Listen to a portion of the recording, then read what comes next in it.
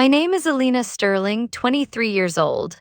The call came at 7:23 a.m. on a Tuesday, just 3 weeks before what was supposed to be the happiest day of my life. My phone's shrill ring cut through the quiet of my apartment, where I sat cross-legged at my small dining table, sipping coffee and scanning reports for Sterling Ventures.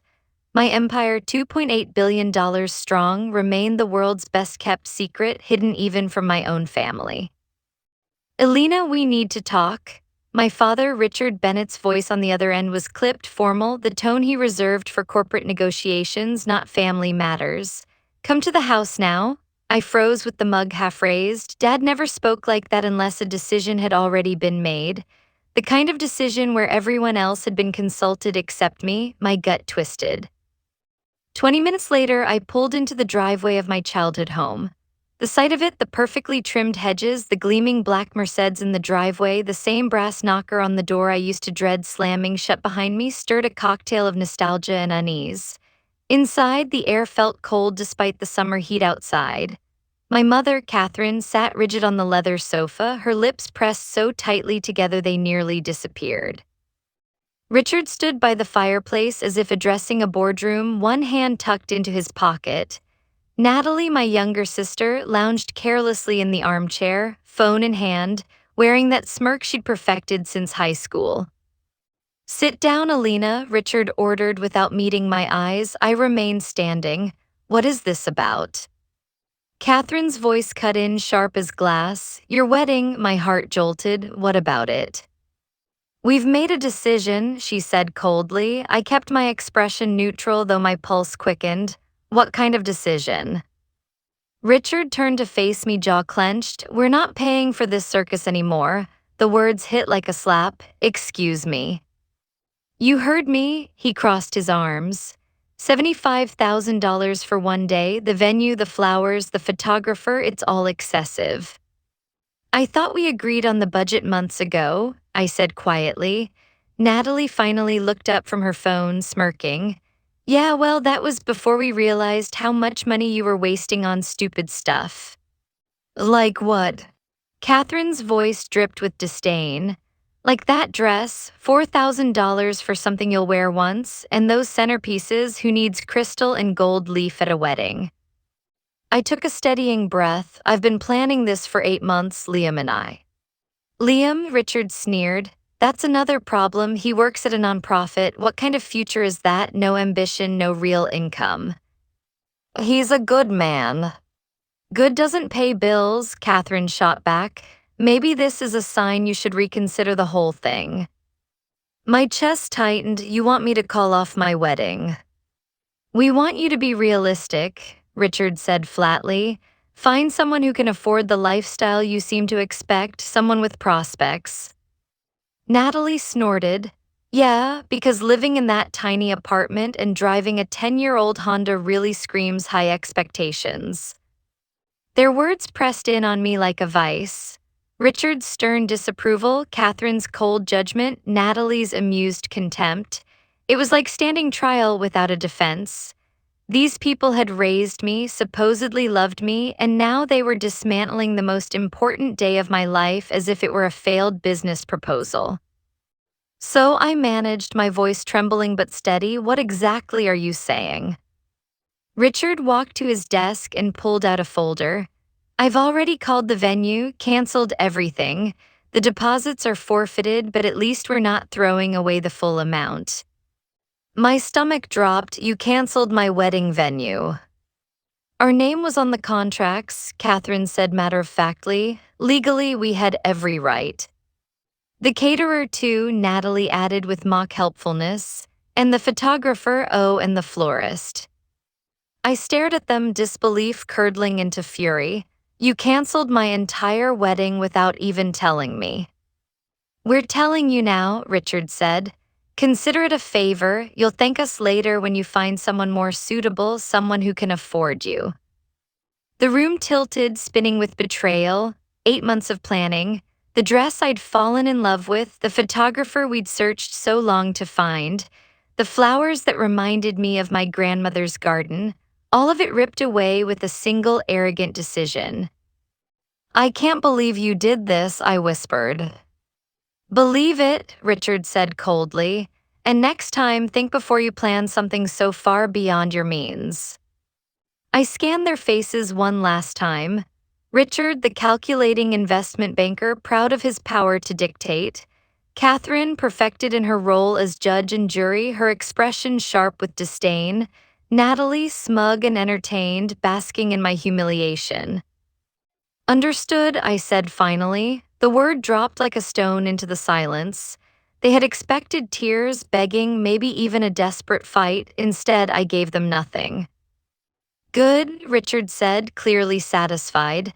Now you can focus on finding someone more appropriate, someone who won't embarrass the family. Yes, Catherine echoed, someone with the right future. I turned toward the door.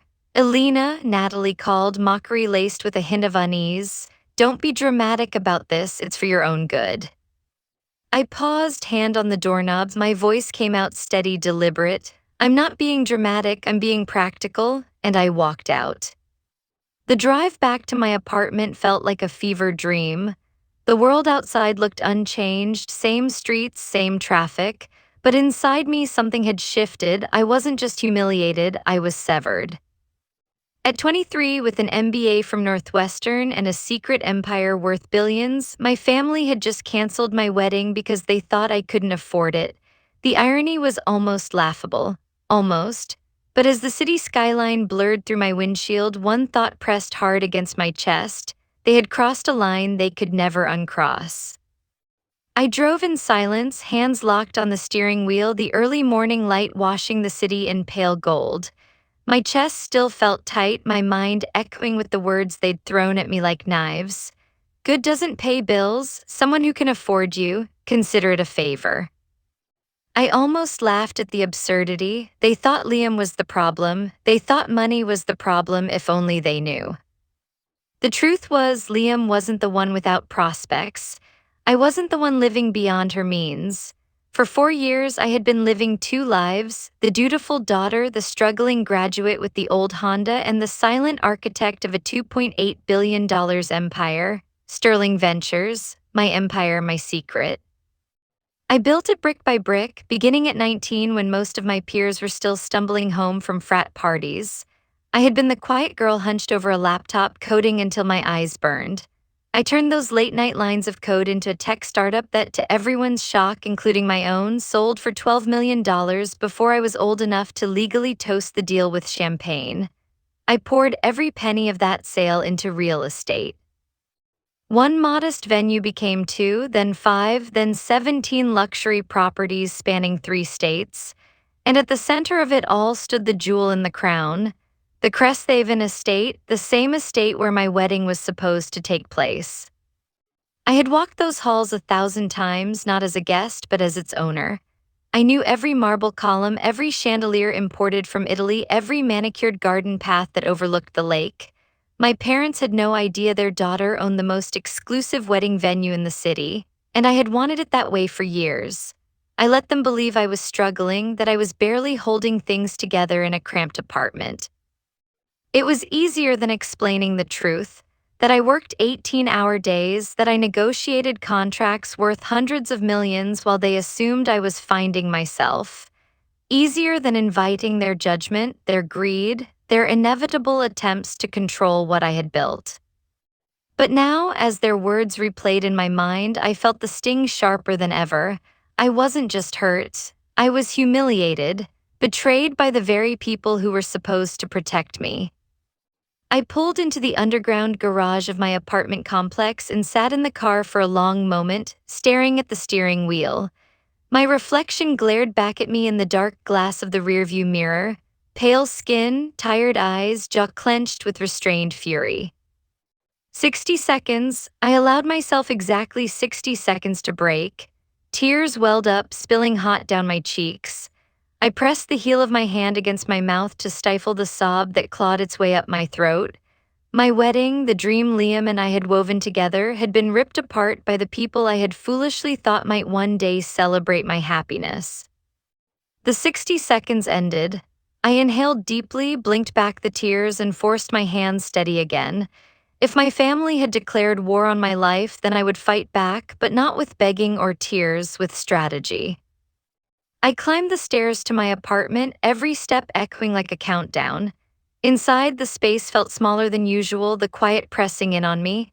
Liam's voice floated through my mind, his laughter, his optimism, his easy faith in people. He had no idea what had just happened. He was probably sitting at his desk at the nonprofit office, blissfully unaware that my family had detonated the wedding we had spent 8 months building. My phone buzzed, a text from him lit up the screen. "Hey babe, just confirmed final head count with the caterer. 127 guests, can't wait to marry you in 3 weeks." The sight of it shattered me all over again. He was so excited, so ready for our future, while I stood here with everything in ruins. My fingers hovered over the screen. Should I tell him? Should I break his heart with the truth that his future in-laws had pulled the rug out from under us? Not yet, not like this. There were other calls I needed to make first. I scrolled to the number I had memorized but rarely used. My assistant, Ethan Brooks. When he answered, his voice was calm, professional, the one anchor in my spinning storm. "Ms. Sterling, it's Alina," I said, slipping seamlessly into my other life. "I need you to pull the Cresthaven contracts immediately." "The Cresthaven estate, your wedding venue." "Yes, review the cancellation clauses for deposits, unusual circumstances." There was a pause. "Alina, is everything all right?" "Everything's fine, I just need to understand our options." "I'll have everything ready within the hours." "Thank you." I ended the call and immediately dialed another number. Michael Reed, my head of legal. His deep voice answered with a mixture of concern and readiness. "It's Alina. Hypothetical scenario. If someone canceled a booking at one of our venues using forged authorization, what's our recourse?" "That would be fraud," he said instantly. "Potential criminal charges plus civil damages. Why do you ask?" "Just checking our protections. Could you send me the statutes in writing?" "Of course, Alina. Are we facing a challenge?" "Nothing like that, just being thorough." We hung up. The room fell silent again. For the first time since walking out of my parents' house, I allowed myself a small, bitter smile. My family thought they had destroyed me. They thought I was powerless, naive, dependent on them for every dollar, but they had no idea whose ground they had just stepped on. Through the window, I could see the city stretching toward the horizon. Somewhere out there, the Cresthaven estate gleamed in the sun, preparing for events it hosted week after week. My estate, my kingdom, my weapon. They wanted to play games with my life, then let them. They had no idea what storm they had just unleashed. The next morning, sunlight streamed weakly through my apartment blinds as I flipped through property reports spread across the table. Numbers steadied me. They were the one language that never betrayed. Revenue projections, occupancy rates, quarterly growth, all of it reminded me that I lived in a world of facts and control, not my family's shifting whims. My phone buzzed. Unknown number. I answered cautiously. "Hello, Alina, what the hell is going on?" Richard's voice thundered so loudly I had to pull the phone away from my ear. "Good morning to you too," I said calmly, taking a deliberate sip of my coffee. "The venue just called me. They're refusing to refund our deposits. $7,500. They said the owner personally canceled our refund. Said the Bennett family isn't getting a dime back. What did you do?" I leaned back in my chair, watching a shaft of light dance across the polished surface. "That's interesting." "Interesting?" Richard roared. "Alina, this isn't a game. Did you call them? Did you cause some kind of scene?" "I didn't cause a scene, Dad." "Then why are they saying the owner gave direct orders? Why are they claiming the decision is final?" His voice cracked with panic, a sound I'd never heard from him. "What the hell did you tell them?" I let silence stretch, savoring the reversal. For once, he was scrambling for answers while I held every card. Through my office window, the skyline shimmered. In the distance, if I leaned far enough, I could just make out the outline of the Cresthaven estate, its pristine lake glinting like a mirror. "I didn't tell them anything they didn't already know," I said evenly. That's not an answer, Alina. His fury was tipping into desperation. You need to fix this right now. Call them back and straighten this out. I don't think I can do that. What do you mean you can't? The owner's decision is final. A beat of silence, then his voice, sharp with suspicion. Alina, how do you know what the owner decided? I swirled my coffee slowly, letting the seconds crawl by. Lucky guess. This isn't funny, he roared. Do you even understand how much $7,500 is? I almost laughed. My father, the man who bragged about seven-figure trades, was panicking over a sum my company earned in the time it took to brew this cup of coffee. It's probably not that much to the owner, I said softly. I imagine they make that in about 6 minutes. Alina, what are you talking about? How could you possibly know? His voice broke off suddenly. I heard the sharp intake of breath like a man realizing he'd stepped onto thin ice. Alina, he prompted. Silence stretched. Finally, in a quieter tone, Alina, what's the name of the company that owns the Cresthaven estate? Why do you ask? Just tell me. A Sterling Ventures. Another silence, this one heavier. I could practically hear his mind racing, connecting dots he had never dared to consider. Alina, he whispered, what's your last name? Legally, still Bennett, I replied. Professionally, I go by Alina Sterling. The phone went so quiet I thought he'd hung up. Then faintly I heard him, oh my God, his voice cracked like glass. Dad? In the background, Catherine's voice rose, alarmed. Richard, what's wrong? It's her, he stammered. Catherine, it's her. Alina is Alina Sterling. What are you talking about? Catherine demanded. Our daughter, our Alina, is Emma Sterling, the businesswoman, the one who bought Riverside Mall, the one who owns half the venues in the city. That's our Alina. A gasp, then Catherine's voice, distant but trembling. No, that's impossible, that's... Yes, Mom, I said into the silence, it's me. The phone trembled with static, voices overlapping. Then Richard came back, his tone unsteady, stripped of arrogance. Alina, sweetheart, there's been a misunderstanding. Has there? Yes, a huge misunderstanding. We had no idea you were so successful. Why didn't you tell us? You never asked. But we thought we let you assume. You assumed I was a failure. Not a failure, Richard stammered, just struggling like most people your age.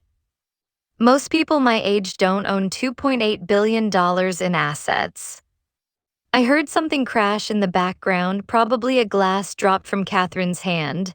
Natalie's voice chimed in faintly, shrill and stunned. Wait, you're rich? Rich asterisk rich. Comfortable, I corrected coolly. The chaos on the other end was almost comical. For years, they had mocked my old car, my tiny apartment, my aimless life. Now, confronted with the truth, they scrambled like rats in a flood, trying to rewrite their roles in my story. Richard's voice returned, fragile but urgent. Alina, listen to me carefully. We can fix this. We can call the venue back. The venue you already canceled. Yes, but we can reinstate everything, the whole wedding. With what money? I asked. With yours, of course, now that we know. I cut him off, my voice low but sharp. You said I needed to find someone who could afford me, that Liam wasn't good enough, that I was reaching beyond my means. What changed? There was a long pause, then Catherine's voice, weak but pleading, now we know you can afford yourself.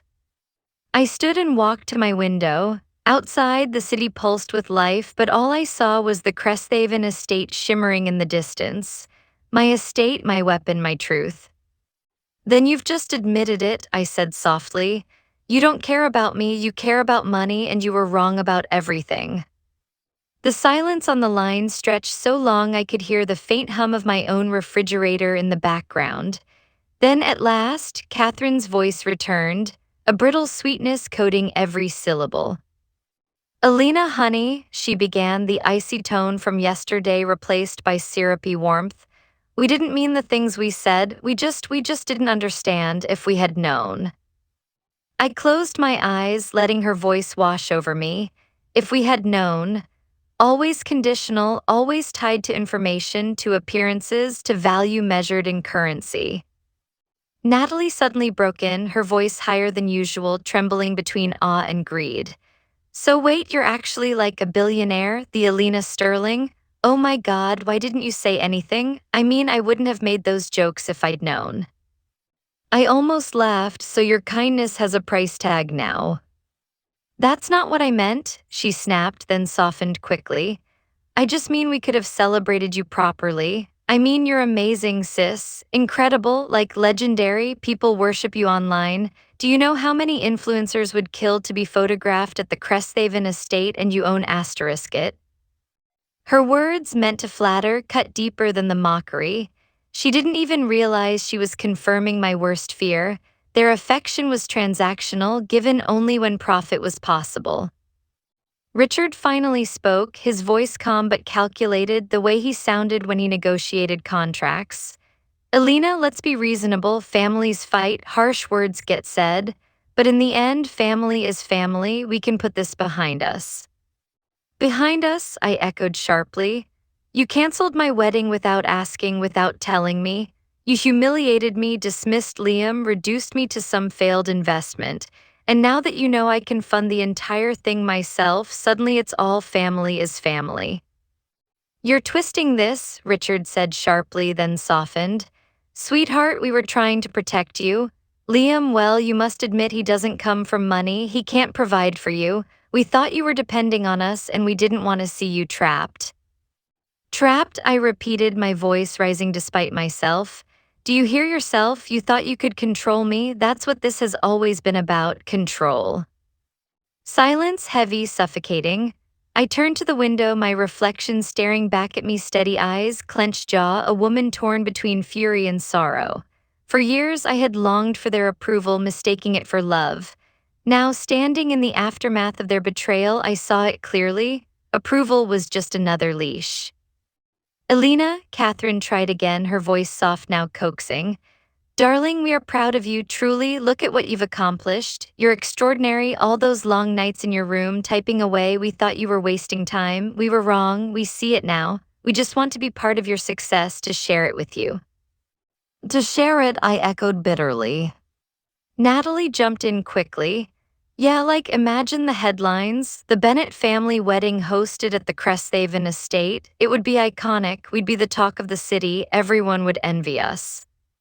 I felt something inside me snap. They didn't even bother hiding it, not love, not remorse, just envy, greed, image. I let the silence draw out until they fidgeted.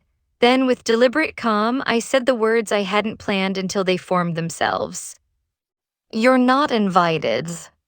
The chaos exploded instantly. What? Natalie shrieked. You can't uninvite your own family. Alina, don't be ridiculous, Catherine hissed. We're your parents. Exactly, Richard thundered. This is family business. You can't exclude us from your wedding. Watch me, I said softly. I could almost hear their stunned faces through the phone. You don't mean that, Richard said finally, his voice hardening again. You're just angry, you'll regret it. No, I said. What I regret is believing that one day you might see me for me, not for what I could give you. Yesterday, you called Liam worthless. You told me to find someone who could afford me. Today, you're tripping over yourselves to apologize because you discovered I don't need anyone to afford me. That isn't love, that's opportunism. Alina, Catherine started, her voice wobbling now, tears creeping in, but I cut her off. I want you to really think about this. If I were still driving my old Honda, living in my tiny apartment, and depending on Liam's nonprofit salary, would you be calling me right now to apologize? Would you be begging to reinstate the wedding? The silence on the line was deafening. Would you? I pressed. Richard's breathing was heavy. We would have wanted what was best for you. And in your eyes, what was best for me was humiliation and abandonment, I said. Thank you for clarifying. Alina, Natalie's voice cracked, almost pleading now. Come on, you don't mean this. We're sisters. We fight, we say things, but we're blood. Blood matters. I let her words hang, my heart aching even as my resolve solidified. Blood matters, I agreed. But loyalty matters more, and you've shown me where yours lies. The line went silent again. This time, no one rushed to fill it. I swallowed hard, a lump burning in my throat, and forced myself to breathe steadily. The wedding will happen exactly as planned, but not with you there, not any of you. Alina, Catherine whispered, the sound fragile, broken. I have to go, I said, my voice final, goodbye. And I ended the call. The silence of my apartment roared louder than their voices ever had. I set the phone down, my hands trembling slightly, and stared out the window. For the first time in my life, I had turned my back on them, but even as anger surged in my veins, something softer ached beneath it, a daughter's love that refused to fully die, no matter how poisoned it had become, and I hated myself for it. That evening, I couldn't concentrate. The numbers on my reports blurred into meaningless lines. The city lights outside my window flickered like restless thoughts I couldn't tame. My family's voices still rang in my ears. But louder than their accusations was Liam's text from earlier, his joy, his innocence, his belief that in 3 weeks we'd stand hand in hand at the altar. How could I tell him everything without breaking that light in his eyes? When his name finally lit up my phone, asterisk Liam calling asterisk, I hesitated before answering. Hey babe, his voice came warm, familiar, a balm I didn't deserve. Your dad just called me, he sounded off. Is everything okay? He said there was some kind of family emergency about the wedding. My chest tightened. Of course, Richard would reach out, trying to rewrite the narrative before I could. Liam, can you come over tonight? Of course, are you okay? I'm better than okay, I'll explain when you get here. Less than an hour later, he was at my door, his tie loosened, hair mussed from running his hand through it. The sight of him, solid, steady, nearly broke me. I pulled him inside and for a long moment just held on, breathing in the quiet strength of him. He leaned back slightly, searching my face. Alina, what's going on? Your dad was practically shouting down the phone. Should I be worried? I led him to the couch. My hands trembled slightly as I clasped his. Liam, there's something I should have told you a long time ago, something I've kept from you, from everyone. He frowned, concern deepening. You're scaring me. I took a breath, steadying myself. Do you remember when we first met? How I told you I was working through some career changes, figuring things out? Yeah, and I didn't care. I loved that you were passionate, even if you were still deciding where to land. A bitter laugh escaped me. I wasn't figuring things out, I was hiding. Liam, I own Sterling Ventures. He blinked, confusion flickering. Wait, what? I'm the founder, the owner. It started with one property. Now it's 17 luxury venues across 3 states. The Cresthaven Estate, our venue, it's mine. He stared, his mouth slightly open. You're telling me you're Alina Sterling, the one I read about in business articles, the woman Forbes keeps calling a prodigy? Oh yes. He let go of my hands, leaning back like the couch was the only thing holding him upright. His face cycled through disbelief, awe, and something like betrayal. And you never told me. I swallowed hard. I was terrified.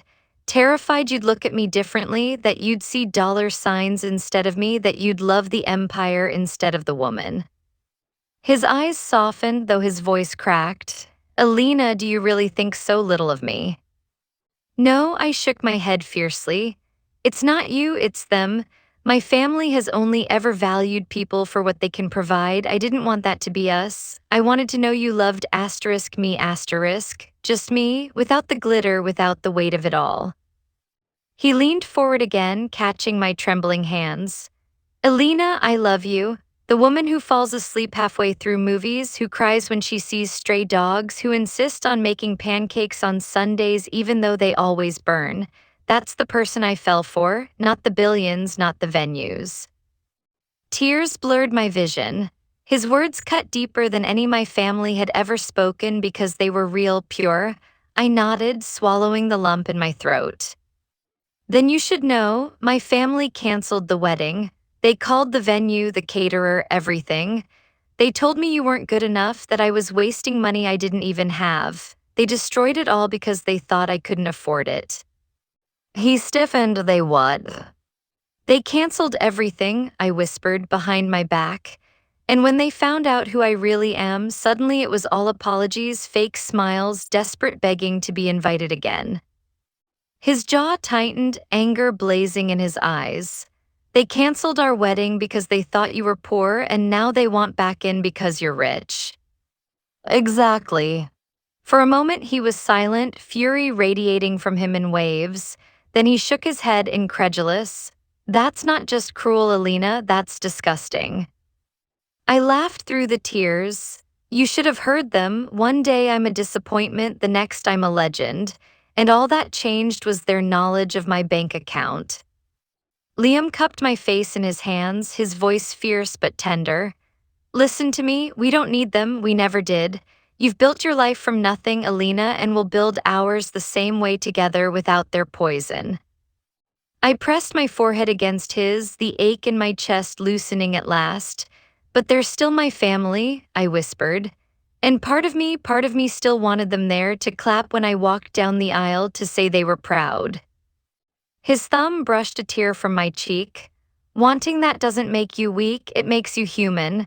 But Alina, love isn't love if it has conditions, and they've shown you theirs does. I closed my eyes, letting his words settle into the cracks of my heart. For the first time since that morning's call, I felt steady again. Loved not for what I had built, but for who I was when I stripped it all away. Then we'll do it our way, I said quietly. We'll get married at the Cresthaven estate, we'll dance under the lights, and it will be perfect without them. Liam smiled faintly, though his eyes still burned. I don't need anyone else there, just you. I kissed him softly, tasting salt from my own tears. In that moment, I knew whatever battles lay ahead, this man was my home. The next morning, I woke to a sense of clarity I hadn't felt in years. For once, the heaviness that had lived in my chest like a permanent tenant was gone, replaced by something sharper, resolve. I sat at my desk with a blank sheet of paper before me. Words came slowly at first, then faster, spilling in crisp, deliberate lines. Dear Richard, Catherine, and Natalie *. Thank you for clarifying your feelings about my life choices and my value as a family member. Your decision to cancel my wedding without my consent has saved me years of wondering whether you truly supported my happiness or simply tolerated it when convenient. Please consider this my formal notice. You are no longer invited to participate in my wedding or any future life events. This decision is final and non-negotiable. For the record, I built Sterling Ventures from nothing while living in that tiny apartment you mocked. I worked 18-hour days for 4 years to create something meaningful while you assumed I was failing to meet your standards. The fact that you now want to celebrate my success after trying to sabotage my happiness tells me everything I need to know about your character. Liam and I will be married as planned on September 15th. We will build our life surrounded by people who value integrity over wealth and love over status. Sincerely *. Alina Sterling, CEO, Sterling Ventures *. I read it over once, twice, then signed my name with a steady hand. A courier arrived at 9 sharp to deliver the letter to my parents' home. By 11, my phone was vibrating off the desk. First, it was Richard, his voice a mixture of outrage and desperation. Alina, this is absurd. You can't just cut us off like this. We're family. Family doesn't disinvite family. Family doesn't cancel each other's weddings without a word, I replied coolly. We're even. This isn't the same thing, he snapped. We thought we were helping, and now you're making us look like fools. You did that yourselves, I ended the call.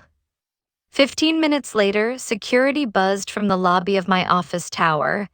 Ms. Sterling, there are 3 individuals here claiming to be your family. They insist they must see you. I didn't even look up from my report. Escort them out. Are you certain? The guard asked. Positive. From my office window, I caught a glimpse of them as they were guided firmly back to the street. Catherine in her pearls, Richard's face red with fury, Natalie half crying, half arguing. For a flicker of a moment, my chest tightened. They looked smaller than I remembered, vulnerable even. But then I remembered Catherine's voice telling me Liam had no prospects, Natalie's smirk as she called my choices stupid, Richard's sneer as he declared I needed to find someone who could afford me. The ache in my chest hardened into steel. That evening, another call came. This time, Natalie. Her voice was shaky, layered with tears. Elena, please, I'm sorry, okay? I didn't mean the things I said. I was just jealous. You've always been the golden child, and I was nothing, so I lashed out. Please don't cut us out forever. I closed my eyes, listening to the raw desperation I had never once heard from her before.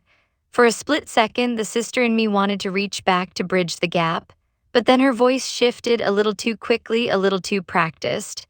Besides, think of the press. A billionaire's wedding without her family, people will ask questions, ugly rumors. Do you really want that?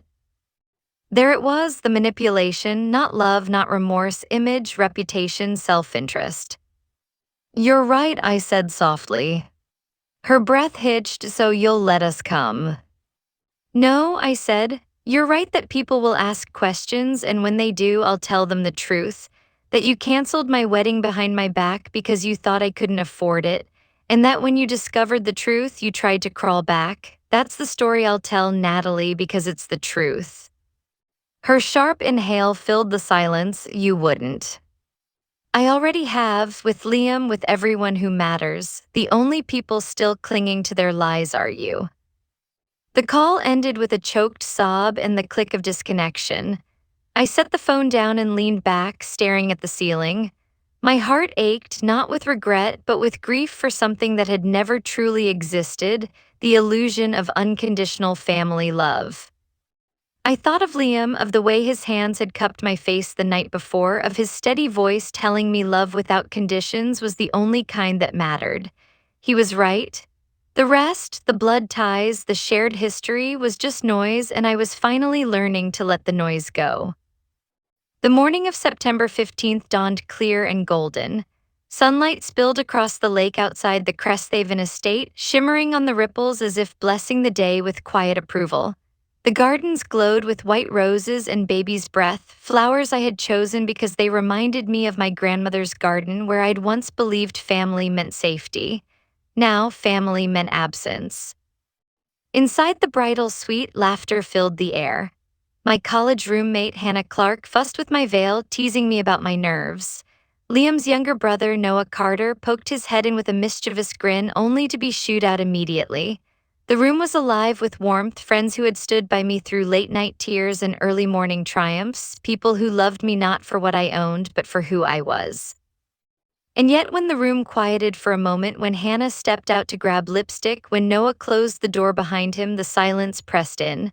A hollow ache bloomed in my chest. I imagined Catherine's hands adjusting the hem of my dress, Richard clearing his throat to hide emotion, Natalie rolling her eyes but secretly proud. Fantasies, nothing more. They had chosen not to be here. Or rather, they had forced me to choose life without them. A knock at the door interrupted my spiraling thoughts. 5 minutes, Alina, the coordinator called. I rose, smoothed the gown that shimmered like liquid light, and caught my own reflection in the mirror. A woman stared back at me, not the daughter who had been dismissed as unworthy, not the sister mocked for dreaming too big, but Alina Sterling, who had clawed her way to power and built a life from ashes. When the music began, I stepped into the sunlight. Gasps rose from the crowd as I walked down the aisle, not because of the dress or the venue, but because joy radiated from me in a way it never had before. My eyes locked on Liam at the altar. He looked at me as if I were the only person on earth, and in that moment I believed it. The vows passed in a blur of tears and laughter.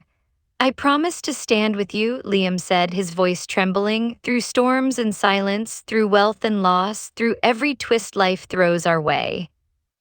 And I promise, I whispered back, to let your love matter more than the world's judgment, to choose you every day without conditions. When the officiant declared us husband and wife, the cheer that erupted was thunderous, shaking the very air. Liam pulled me close, his kiss fierce and certain, sealing a promise that no betrayal could undo. At the reception, fairy lights twinkled between ancient oak trees, casting a golden glow over tables overflowing with laughter. Hannah's speech made everyone cry. Noah's made everyone laugh again. Guests danced barefoot on the grass, glasses clinked, and for the first time in months, I felt pure, uncomplicated joy. And yet beneath it, a shadow lingered.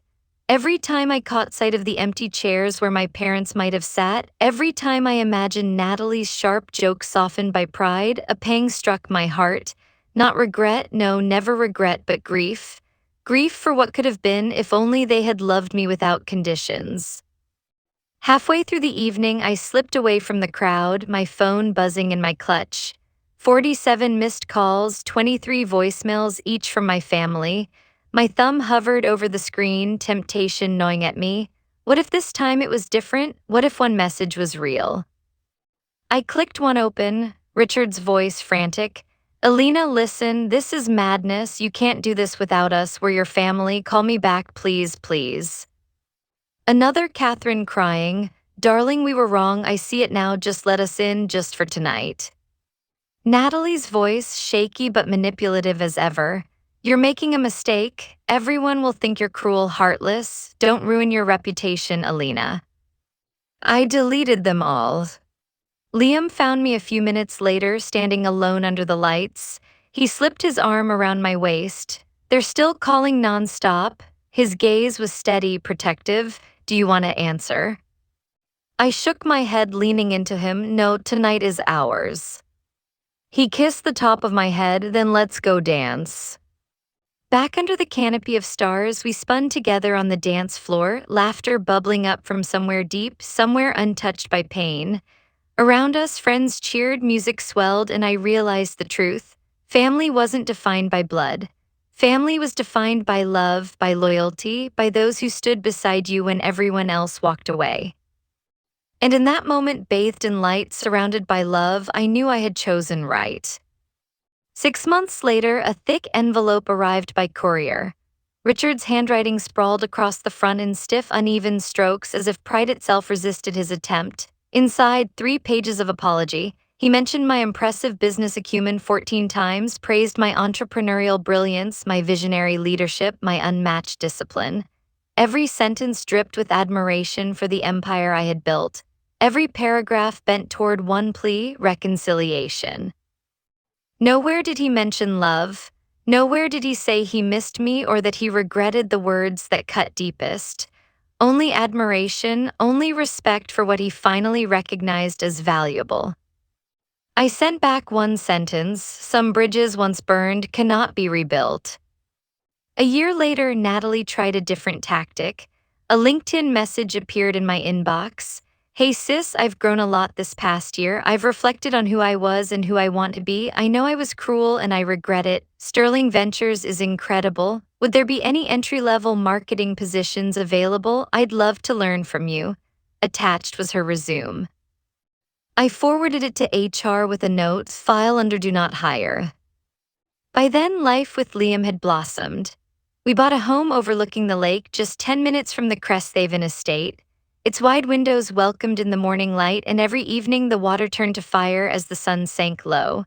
We filled the rooms with laughter, dinner parties, friends who had known us when I was just a girl with a laptop and he was just a nonprofit worker, friends who hadn't needed titles or wealth to believe in us. Sometimes, when I drove past my parents' house on the way to a meeting, I noticed the changes. Their lawn wasn't as perfectly maintained. The cars in the driveway were older, the shine dulled. Word spread through acquaintances. Richard's firm had been hit hard by the downturn, struggling to stay afloat. Catherine had taken part-time work at a boutique. Natalie floated aimlessly, dabbling in online ventures that never took root. I felt no triumph at their decline, no satisfaction in their struggle, but I felt no guilt either. They had chosen their values long before I chose mine. On quiet nights, Liam and I would sit on the terrace, a bottle of wine between us, and talk about the future, children, travel, expansion of the company. But every so often, my mind drifted back to the girl who once begged for her parents' approval, who once thought family meant unconditional love. that girl was gone. I had learned something harsher, truer. Unconditional love is only unconditional if it doesn't vanish when bank accounts or status are stripped away. My family's love had always been conditional, though I'd been too blinded by longing to see it. The night of our wedding had been called a circus by them, but standing under fairy lights, dancing barefoot on the grass, surrounded by people who had chosen us, it was no circus, it was freedom, and I paid for every moment of it, every rose, every glass, every note of music paid with my own hands, my own heart, my own worth. For once, no one could claim they had built it for me, it was mine. And in that truth, I finally found peace.